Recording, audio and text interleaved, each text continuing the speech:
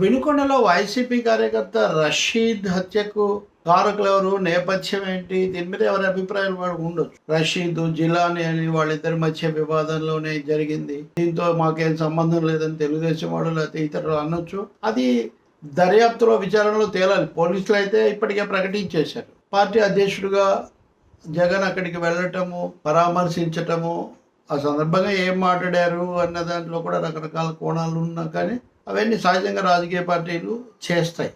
కానీ అదే సమయంలో రాష్ట్రపతి పాలన పెట్టాలి అన్న పద్ధతిలో మాట్లాడటం, దాని గురించి వైసీపీ వాళ్ళందరూ కూడా ఇంకా అరాచకం అంతా అయిపోయింది, రాష్ట్రపతి పాలన పెట్టాలని అడగటం మటుకు చాలా విపరీతం. ఎందుకంటే కొత్త ప్రభుత్వం ఏర్పడి ఇంకా నెల రోజులు కాకముందే అసలు రాష్ట్రపతి పాలన అన్నది సాధారణంగా సమాఖ్య విధానంలో అడగాల్సినటువంటి కోరిక కాదు. దురదృష్టవశాత్తు టీడీపీ, వైసీపీ రెండు కూడా కేంద్రంలో మోదీకి అనుకూలంగా ఉన్నాయి కాబట్టి ప్రతిసారి కేంద్రానికి ఫిర్యాదులు చేయటం, వాళ్ళని ఏదో వచ్చి జోక్యం చేసుకోవాలని చెప్పటం, ఇది సర్వసాధారణంగా మారింది. గతంలో కూడా నేను ఎప్పుడు ఈ రాష్ట్రపతి పాలన కేంద్రాన్ని పిలవటం అనేదాన్ని నేను ఎప్పుడూ ఆహ్వానించలేదు, సరైనదని బలపరచలేదు. ఇప్పుడు కూడా ఘటనలో దురదృష్టకరమైనవి అరికట్టాలి. అధికార పార్టీ వాళ్ళు కూడా చెప్తున్నారు, దాన్ని ఎలా చేయాలి అన్న దాని మీద శ్రద్ధ పెట్టాలి.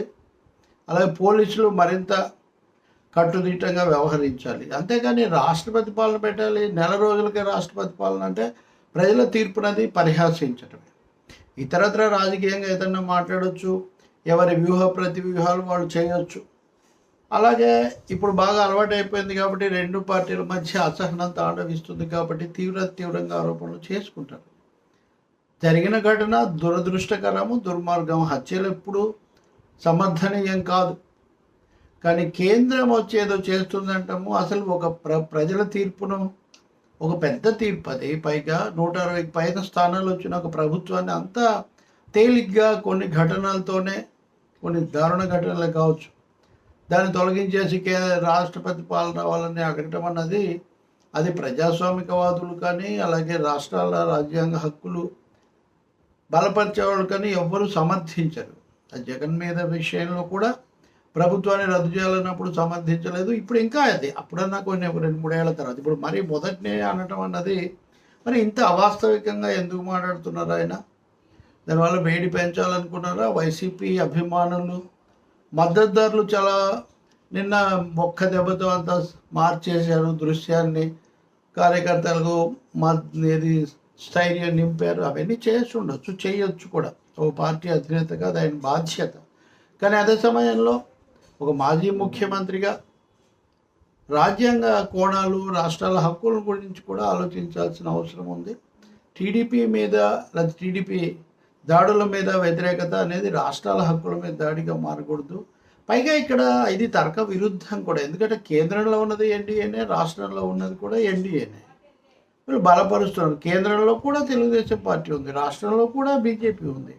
ఎవరు వచ్చి అక్కడైనా ఇక్కడైనా ఎవరున్నారు? అసలు అంత తేలిగ్గా రాష్ట్రపతి పాలన పెట్టకూడదు, ఆ మాట రాకూడదు అనేది సుప్రీంకోర్టు కానీ అనేక సార్లు చెప్పినటువంటి విషయం అది. అందుకనే ఇది మటుకు చాలా అసంబద్ధమైంది. ఈరోజు జగన్ తమ పార్లమెంట్ సభ్యులతో మాట్లాడారు, తీవ్ర విమర్శలు చేశారు, వరుసగా అక్కడ జరిగిన ఘటన పరామర్శలో తను గమనించినవి చెప్పారు.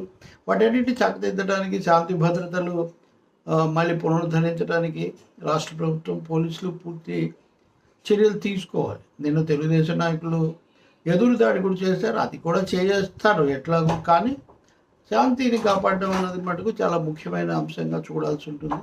కానీ రాష్ట్రపతి పాలన కోరికను మటుకు ఒకవేళ నేనేదో ఆవేశంలోనూ తొందరపాటులోనూ అని ఉన్నారనుకుంటే దాన్ని వెంటనే సవరించుకోవడం చాలా మంచిది. మోదీని అపాయింట్మెంట్ అడిగాము, అమిత్ షాని అపాయింట్మెంట్ అడిగాము, వాళ్ళ ఆశీస్సులతోనే, వాళ్ళ సమక్షంలోనే కదా వీళ్ళు ప్రమాణ స్వీకారం చేశారు. కాబట్టి ఇక్కడ ఎవరి మీద ఎవరు ఫిర్యాదు చేస్తారు?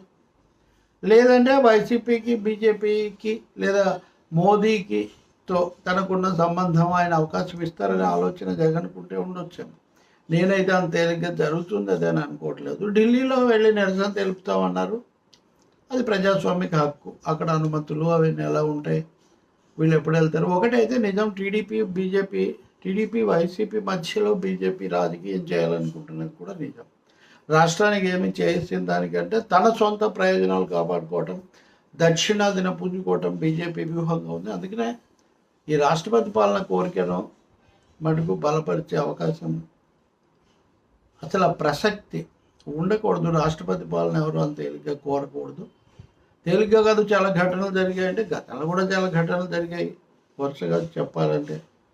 ఇప్పుడు చాలా తొందరగా నెలలోనే 37 మంది ఆత్మహత్య, 31 మంది హత్య ఇవి చెప్తున్నారు.